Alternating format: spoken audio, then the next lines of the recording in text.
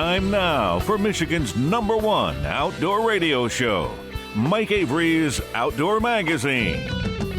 Outdoor Magazine is brought to you by Jay's Sporting Goods, the Yider Insurance Group, Forward Corporation and T.R. McTaggart, Angler Quest Boats, Security Credit Union, Garber Chevrolet, and by Michigan Brand Meats. Now, here's Mike Avery.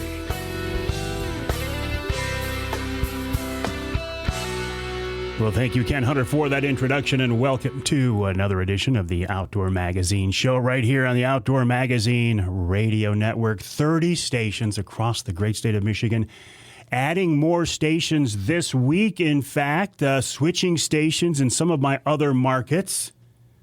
There's a lot going on as we get ready to jump into the new year. As we are recording the show here now, it's not quite Christmas. But as you are listening, Christmas is in the rearview mirror, and we're looking forward to the new year.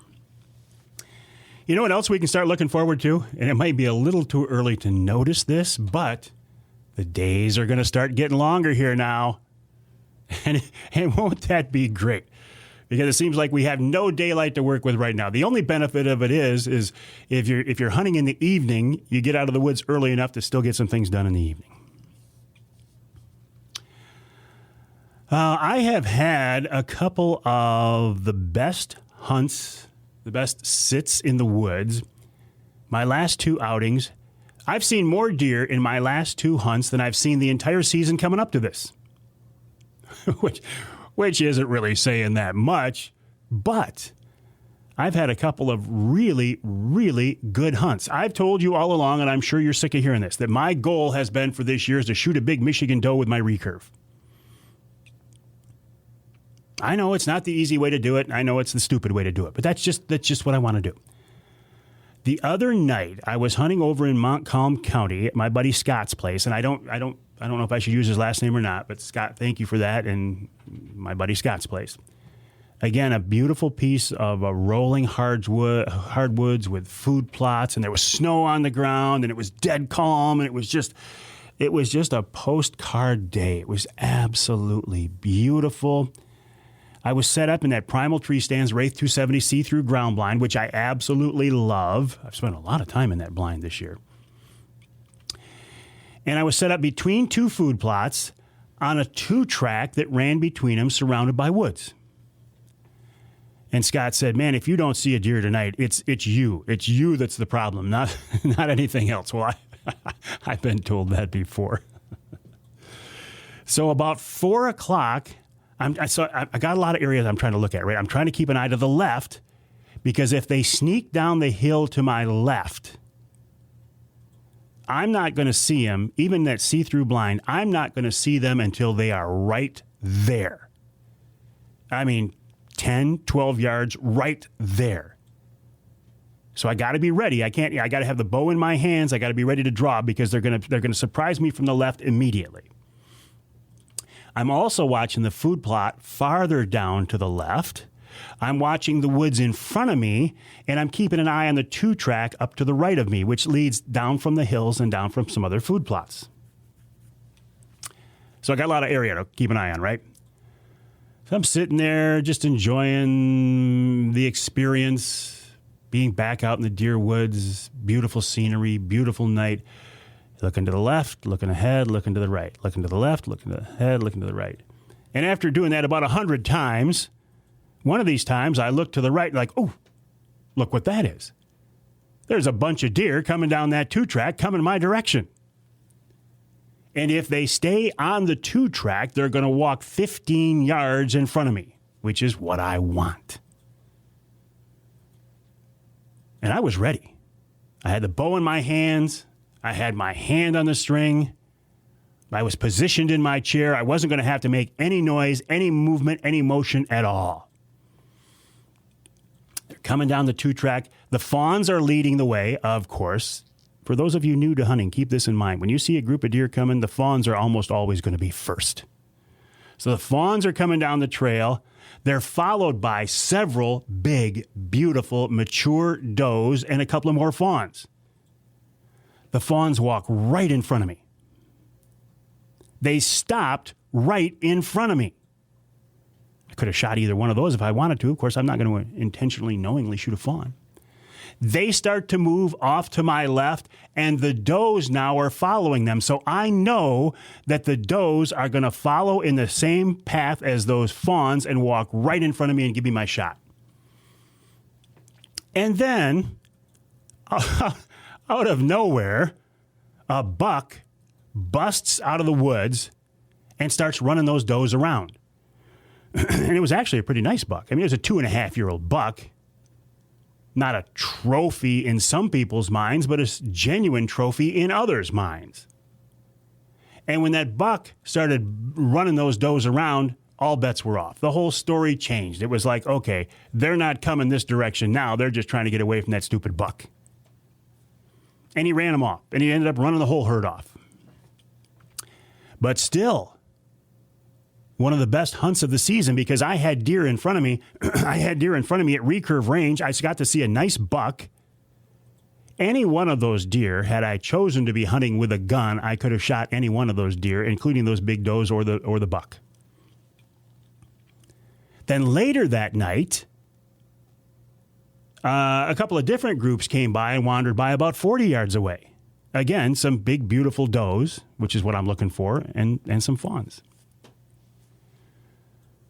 So that was a great night. Best night in the woods this year. A couple of days later, I thought, you know what? I'm going to try to sneak out one last night before Christmas because, then everything's going to get crazy and I'm not going to be able to get out. So I went over to my other buddy Scott's place. 2 different Scotts, both very generous with their access to their property. Scott, closer to my house, also has a beautiful piece of heaven that he's allowed me access to hunt, and I appreciate that, Scott. Again, sitting in a different primal Wraith 270 see-through ground blind with another food plot to the left of me, some woods to the right of me, and a funnel that leads into that food plot. Again, the way I'm hunting, it's up close and personal, and I've got to choose where I'm sitting because I can't make a 40-yard shot. I can't make a 30-yard shot. I don't want to make a 20-yard shot. I want a 15 or less, which is pretty darn hard, as I'm finding out, this time of year. If you can get close enough to kill a deer with a bow in this late season, you're pretty darn good. Apparently a lot better than me.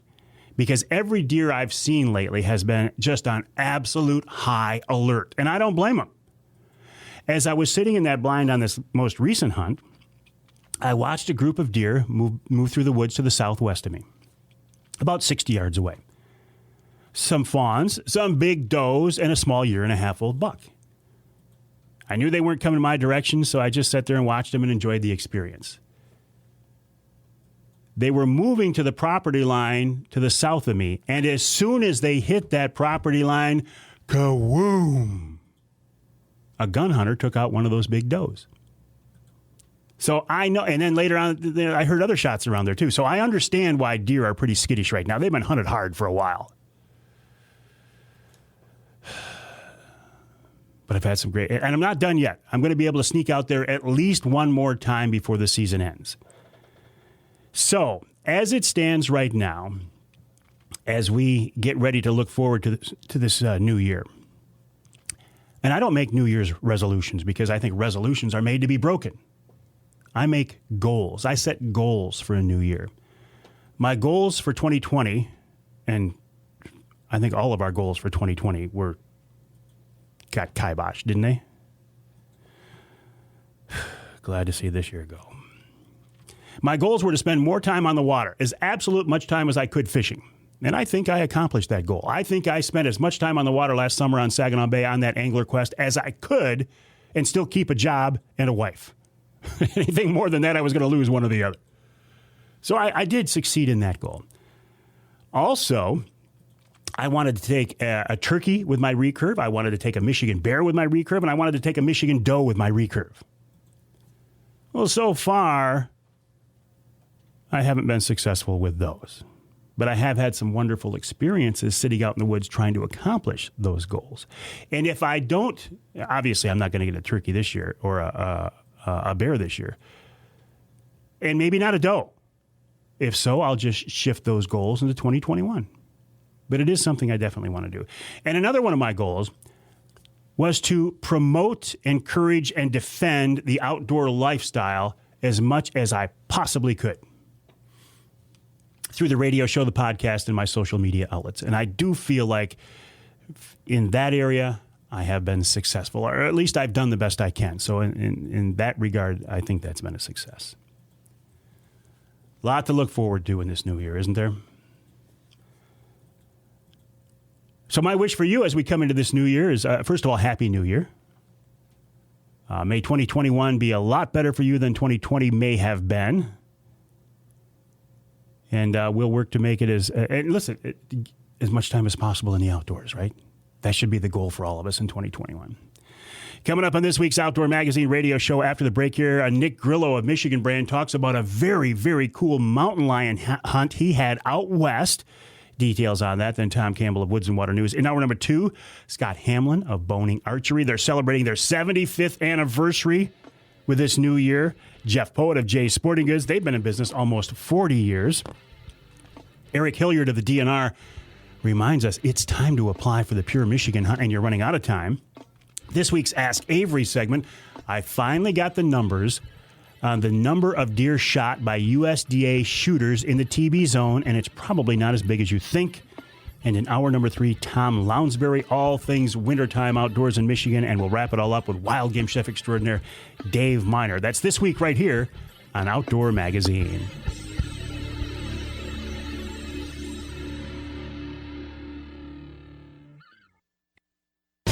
Ground blinds are a great option for hunters. They're safe, protect you from the weather, and they hide your movements. And the new see-through blinds take ground hunting to the next level because you can see out, but the game can't see in. Until now, you've had to pay a lot of money for that feature, but not anymore. Primal Tree Stand's new Wraith 270 see-through blind is just $200 if you go to OutdoorPregame.com and use the promo code Mike20. The Wraith 270 features 270 degrees of visibility, silent slide windows, and it weighs just 16 pounds. It's lighter and less expensive than the competition. To get yours at the discounted price, go to the website OutdoorPregame.com. That's OutdoorPregame.com and use the promo code Mike20. That'll drop the price to just $200. Again, go to OutdoorPregame.com, use the promo code Mike20, and you can get a new Wraith 270 see-through blind for just $200.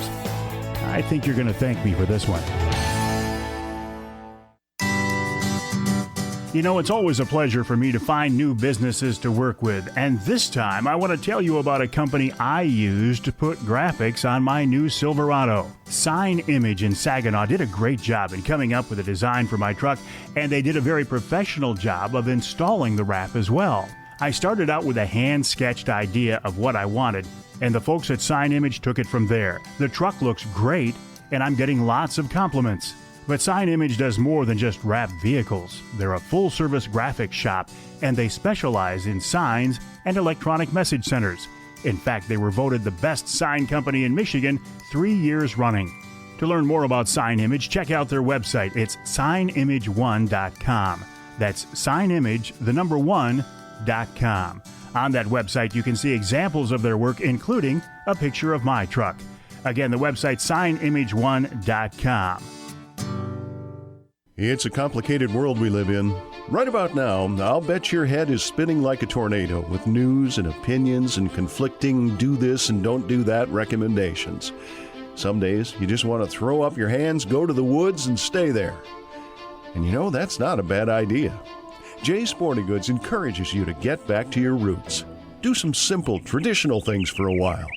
In Michigan's great outdoors, space is one thing we have plenty of. So put as much social distance as you like between you and everyone else, including all your social media pals who somehow just recently became experts on every topic. And one more thing. Before you head out, head into Jay's Sporting Goods. Because even though there are shortages of a lot of things these days, Jay's has just what you need to make the most of your escape to our beautiful wide open spaces. It's the gateway to social distancing the way God intended. Jay's Sporting Goods, Clare and Gaylord. Hey, you like to hunt for different game in changing conditions, but it can be expensive to buy hunting clothes in every pattern. Well, now there's a way to change your camo without breaking the bank. With VersaSkins, you can buy one set of hunting clothes and change the pattern to suit your surroundings. You can switch from whitetail to waterfall, blaze orange, and snow camo by just snapping on a new skin. Plus, VersaSkins keep you warm, dry, and protect you from the elements. To learn more, check out the website versaskins.com. VersaSkins, just change the skin for the season you're in. When you buy a Michigan hunting or fishing license, you're helping to fund conservation efforts across the state. The majority of funding for taking care of Michigan's fish and wildlife comes from you, hunters and anglers, not state taxes. So on behalf of the Michigan Wildlife Council, we'd like to thank you for your part in ensuring that Michigan's hunting and fishing heritage will be here for generations. Learn how the Michigan Wildlife Council promotes the role of hunting and fishing at hereformioutdoors.org.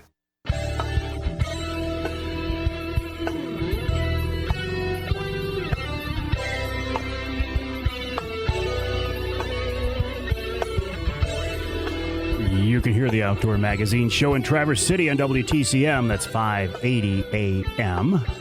You can hear us in Battle Creek on WBCK 95.3 FM.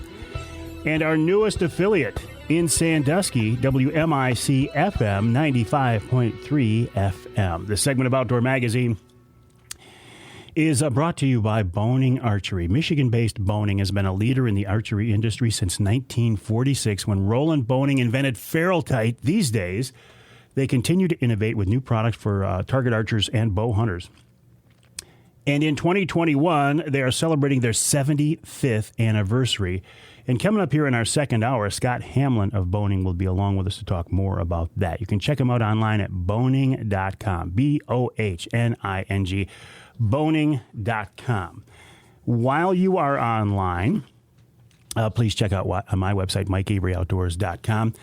And then head on over to this website, MichiganBrand.net. MichiganBrand.net is the website of my friends from Michigan Brand Meats, the Grillo family. I've worked very closely with them for the last few years and become good friends with them. And one of the reasons we have clicked as business partners and just in real life is we have this common love for the outdoors, for hunting and fishing. And Nick Grillo just got back from an absolute hunt of a lifetime, and I thought it'd be a good time to get him on the air and talk a little bit more about that. Nick, welcome back to the show. How are you? Good, Mike. Thanks for having me on. Well, listen, a real pleasure. So tell me, I've seen the pictures. Some of the folks on Facebook and Instagram have seen your pictures, but the radio listeners might not have yet. What did you do? Well, I went out to the state of Colorado and got myself a big old mountain lion. Yep, I decided to do a mountain lion hunt, and oh man, it was truly a hunt of a lifetime. How so, Nick? So, first off, this was my first Western mountain hunt. So I got to experience being up in the mountains, see the beautiful scenery. But I hunted for 3 days. On the third day, I was able to get my lion. And within those 3 days, it was just one thing after another that probably the majority of people don't even experience in their whole lifetime. And I got to experience numerous things in only those 3 days.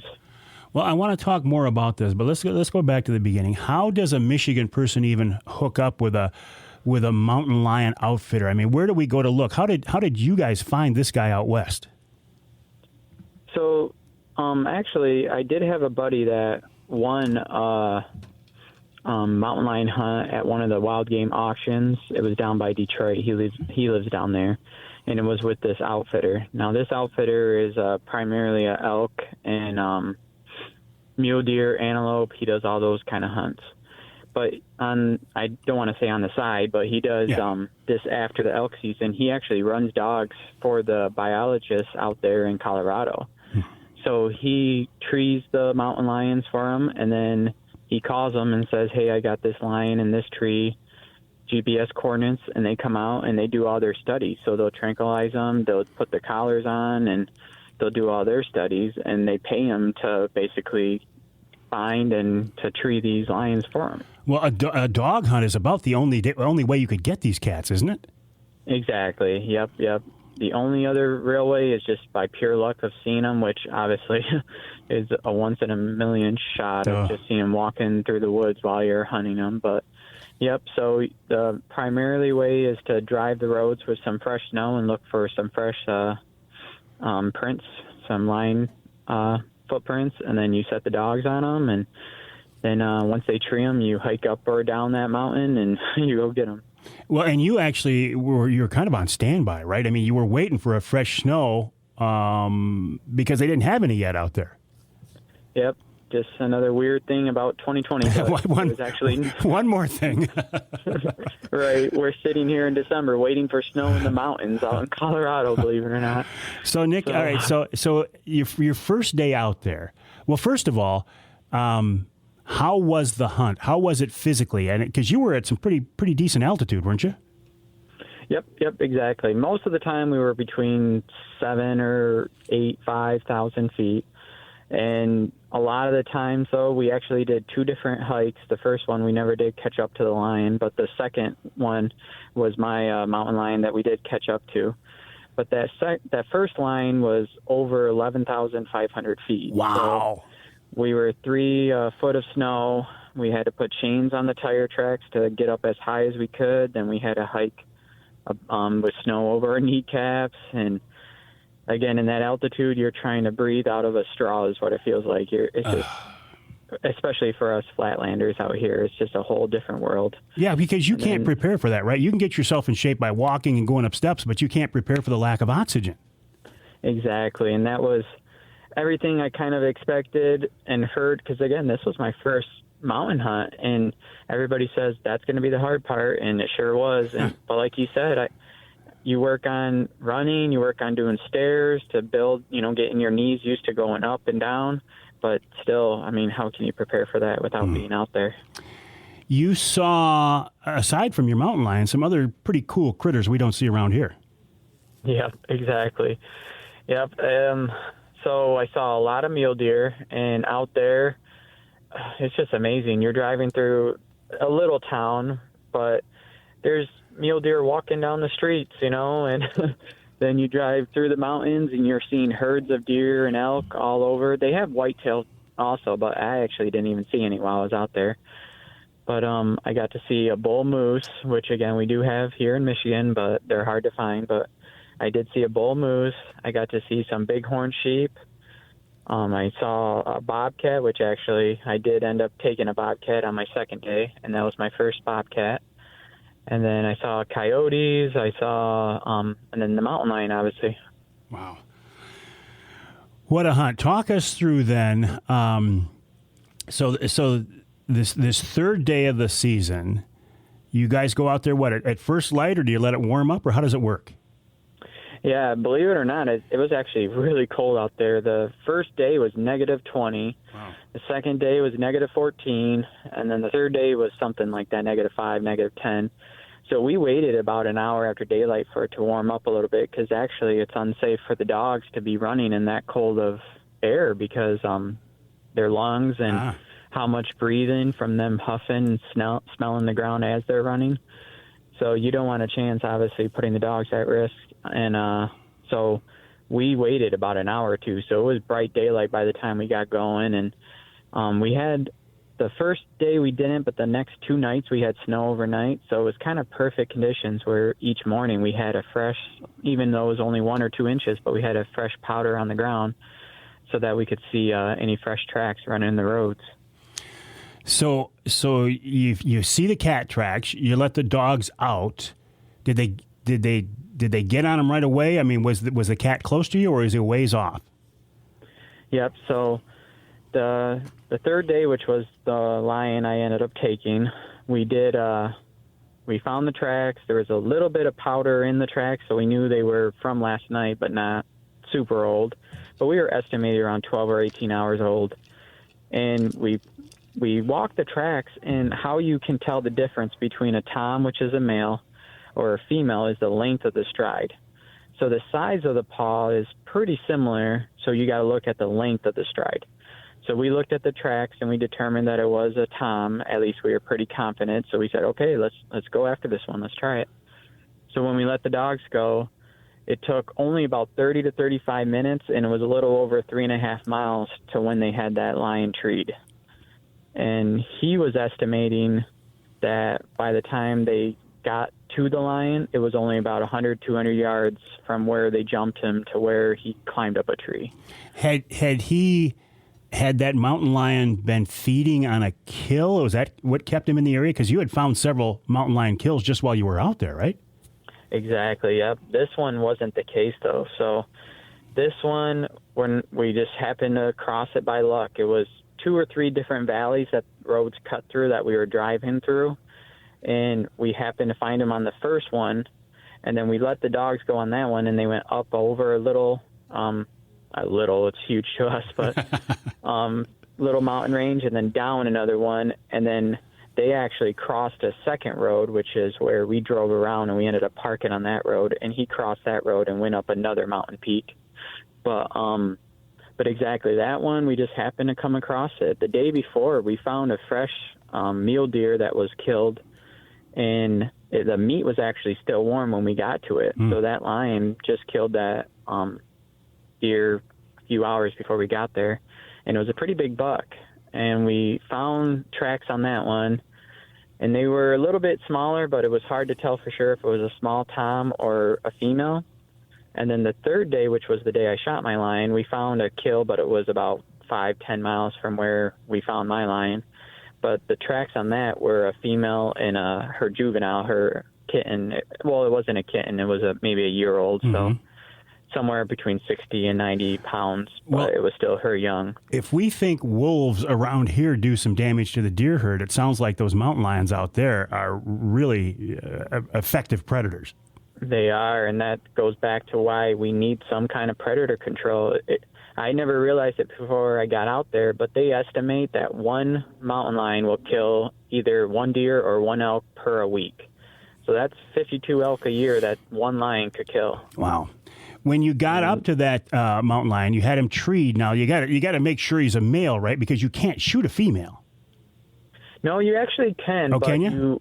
They encourage you not to because just you don't know for sure if it might have a juvenile or a kitten around. Sure. But that's one reason why you got to look hard at the tracks and why that snow comes into big play because. You look at the evidence. If there's small tracks next to the big one, then you know that it's got a female with or a juvenile with it. But they do encourage you not to take females, but it's not against the law. But yeah, exactly. That's one of the big keys is try to identify the sex before you take it. Now, when we got to mine, the way the lion was laying on the branches, it was real hard to tell. But the size of it, because again, this was a pretty big one, the size of it, and then you look at the head, we knew 99% sure that this was a big tom because toms weigh usually about 30 to 40, 50 pounds heavier than the females. I want to talk more about this, Nick, but we got to take a break here in the Outdoor Magazine show. We're talking with Nick Grillo of Michigan Brand Meats. Their website is michiganbrand.net, but if you follow Nick on social media, or I've actually posted the pictures on my Facebook page as well and Instagram, you've seen pictures of this big cat. I want to talk with him more about that. If he's had a chance to eat any of that mountain lion, and seeing as they are meat processors at Michigan Brand, what his plans are for that, because I've heard mountain lion is excellent. More after the break right here on Outdoor Magazine.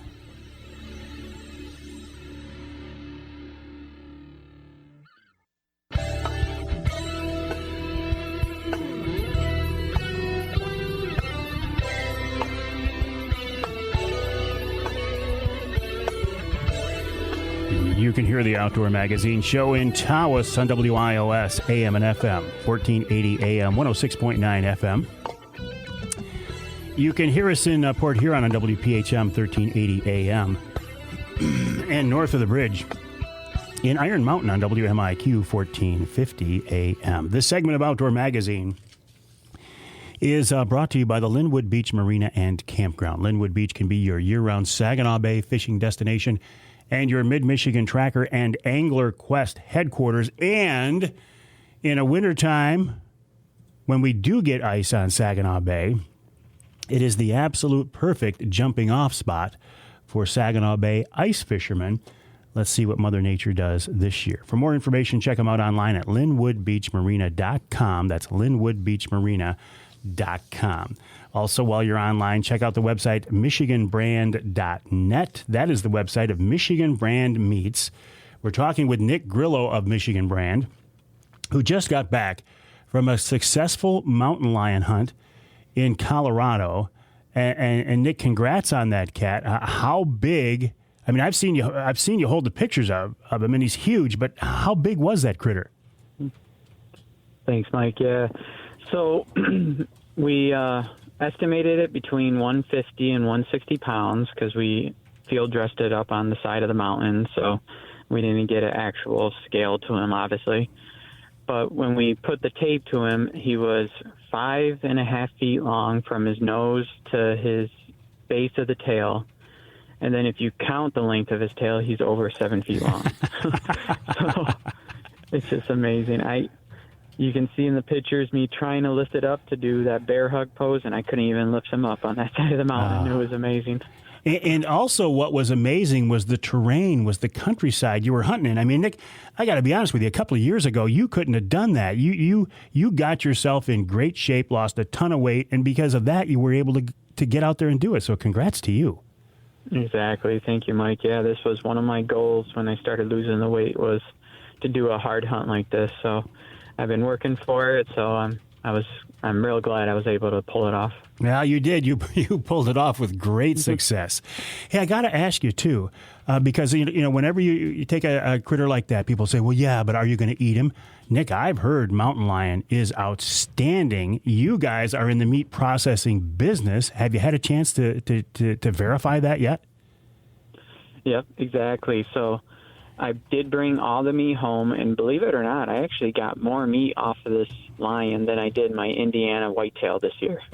Wow. So, but we did a little bit of everything. I brought it home, and I ended up cutting up some steaks, some roast. We ground some burger, and then I actually brought some into our plant to do some cheddar brats I did out of the mountain lion, and then we are actually cooking jerky right now. It's in the smoker.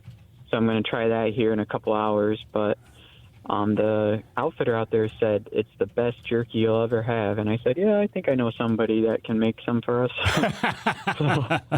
Yeah. He's talking to the right guy there. Yeah, I've heard it is absolutely outstanding. And while I got you here, let's talk a little bit about Michigan Brand. You guys are a Michigan-based, obviously, family-owned business. And you love to, you've been very generous. You've been giving away ham for the holidays on Wednesday Night Live for weeks and weeks now. You've been very generous with the community, but you love to work with hunters as well. It seems to me, at least. Yep, exactly. So that's one thing that got us to where we're at is obviously the community with our customers and everything, but also the hunters are a big core group for us. And we used to do whole carcass deer, and we do not do that anymore. We just can't do it anymore with our USDA plants with our facilities. But we still can do custom. So what custom is when you bring your venison, your duck, your goose, your bear, your elk, or your mountain lion in this case, whatever it is, the key is it has to be boned out. We're not allowed to take any bones or anything like that, whole carcasses inside our plant. But then we can turn it into sausage, jerky, snack sticks. We even do, like I mentioned, the cheddar brats. We do Polish sausage. So we have a wide variety of products that we offer, which is on our website. MichiganBrand.net. And like the Mike Avery hunter sticks. I mean, you do a lot of hunter sticks. You do sausage, jerky. We can find them at shops all across the state. Those Mike Avery hunter sticks are still popular after being out there for over a year now, and I appreciate that, Nick. If somebody doesn't have an outlet to buy your products near them, they can go on that website then and just order them online? Yep, correct. We do have an online store, and we have our whole supply on there as far as every product from refrigerated to our shelf-stable brands. And then, like I said, we have our list on there for the custom. So if you're ever thinking about, even if it's burger that's left in your freezer from the year before that you say, man, I got to use up, or if you're thinking about taking that one more deer before the season closes here in a couple weeks, then, yep, you can bring it on in, and we'll make any kind of product you can think of. We'll do it for you. Good deal, Nick. And congrats on your season. You shot a big Indiana buck. You shot that beautiful mountain lion in Colorado. You took a doe behind the house the other night. Your freezer must be full. Exactly, yeah. and a nice turkey last spring, too. Yep. Having a great year as far as hunting, exactly. All right, good. Okay, congrats, Nick. Thanks for telling the story. Appreciate you joining us. All right, thank you, Mike. Nick Grillo of Michigan Brand Meats. Excellent hunter. All-around good guy. And a friend of mine. The website, michiganbrand.net, michiganbrand.net. Check it out. And don't forget, I've always got to put this plug in for those Mike Avery hunter sticks. Love those. They're in the blind with me every time I go out. Maybe that's why I don't see some deer sometimes. Maybe they can smell those Michigan Brand hunter sticks. It's worth it. We'll take a break. Tom Campbell coming up here on Outdoor Magazine.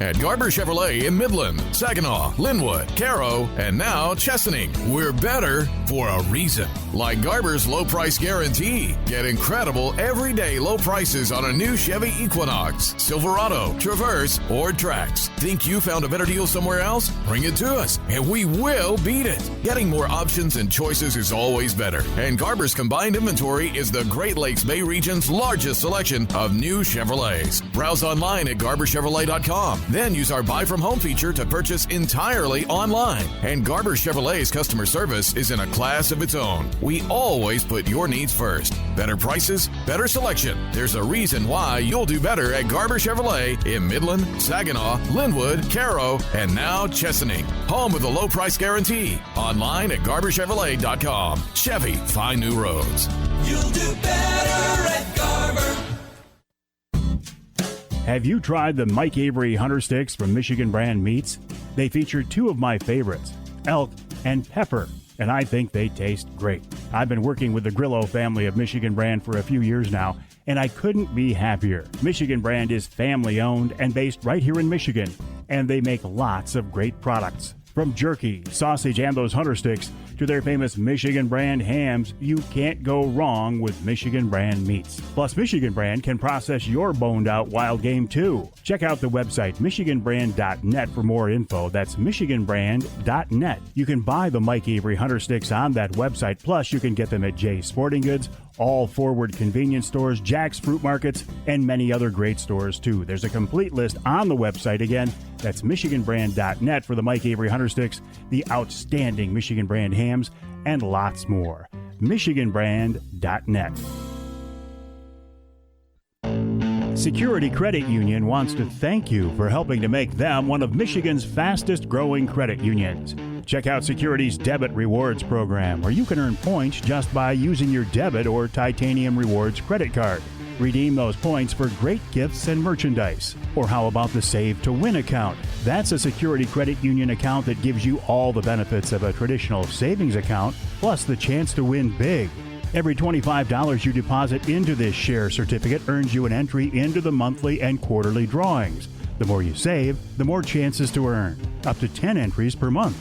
You'll build up your savings, earn interest and dividends, and have a chance at multiple prizes.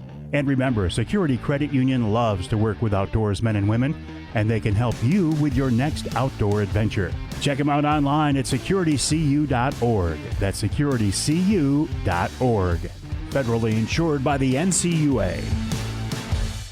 The folks at Yider Insurance Group know you have lots of money invested in your hunting and fishing gear, and they want you to be protected. The Yider family has been in the insurance business for more than 75 years, and they build a reputation for taking great care of their customers. As a full-service agency featuring auto owners insurance, Yider can insure your fishing and hunting gear, your boat, snowmobile, ATV, and trailer, just about everything you depend on for your outdoor adventures. Yider also specializes in protecting outdoor-related businesses, From fishing guides to shooting ranges, anything for the great outdoors. The folks at Yider can help you because they're hunters and anglers themselves, and they know what we need from an insurance company. For more info, go to their website, huntingandfishinginsurance.com. That's huntingandfishinginsurance.com. Or call them toll free at 800-975-6473. I trust the Yider Group and auto owners for all my insurance needs. Because with Yider and auto owners, you've got friends in the outdoor insurance business.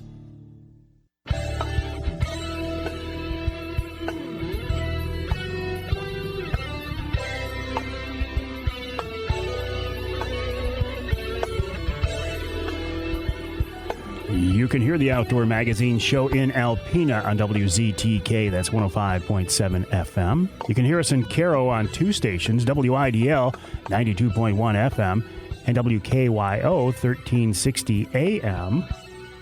And you can hear us north of the bridge in Marquette on WDMJ 1320 AM. This segment of Outdoor Magazine is brought to you by MUCC's On the Ground program. OTG is a program to improve habitat for fish and wildlife across the state. For details, check out the Michigan United Conservation Club's website, mucc.org.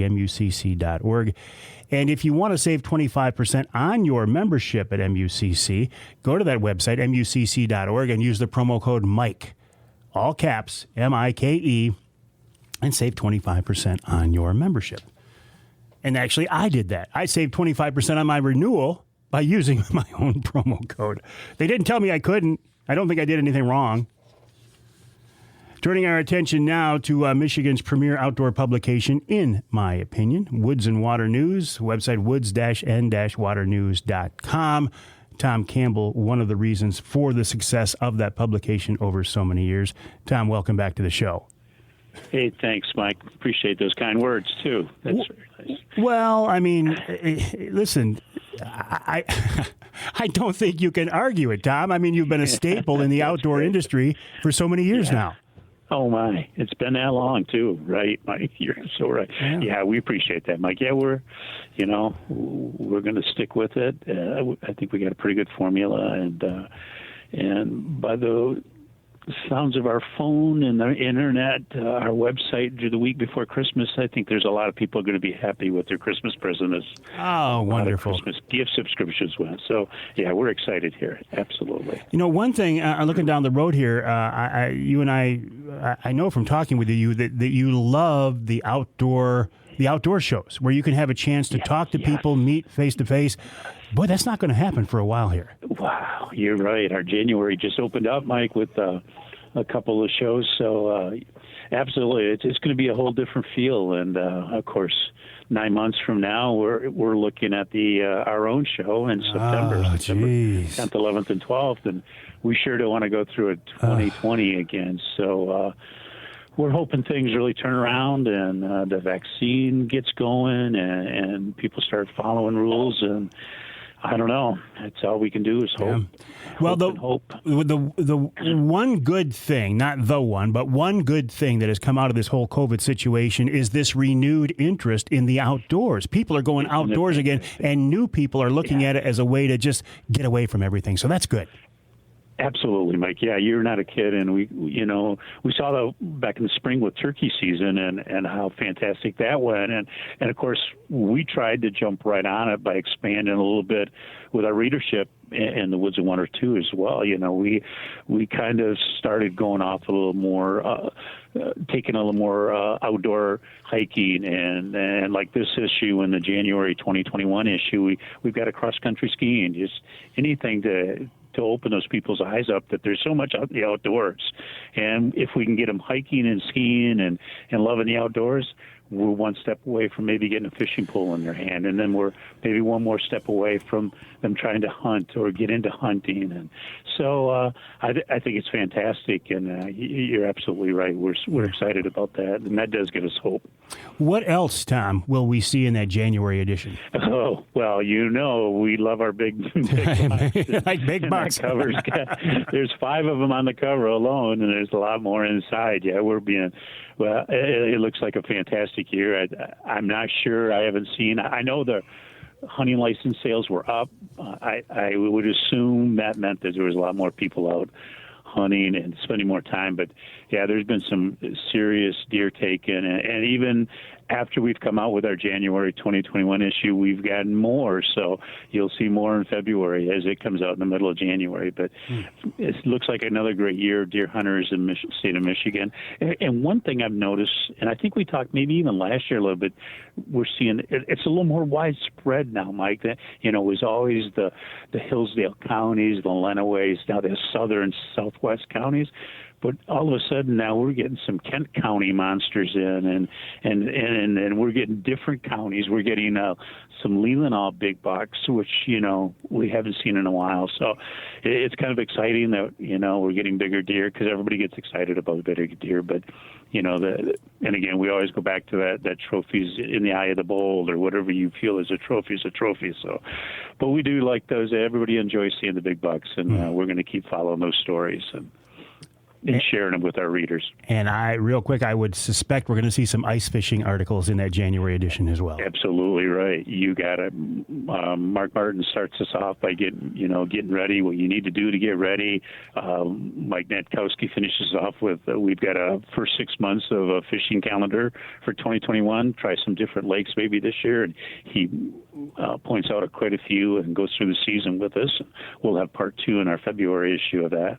Yeah, absolutely. In fact, and we got a unique story about pike in rivers during the winter. So, oh, really? That's kind of unique. Yeah, not a lot of people have been thinking about fishing for pike in the winter and non-ice situations. So I will look forward to that as well. Absolutely. Tom, always a pleasure. Let's Happy New Year to you and the entire staff at Woods-n-Waternews, and we'll talk again soon.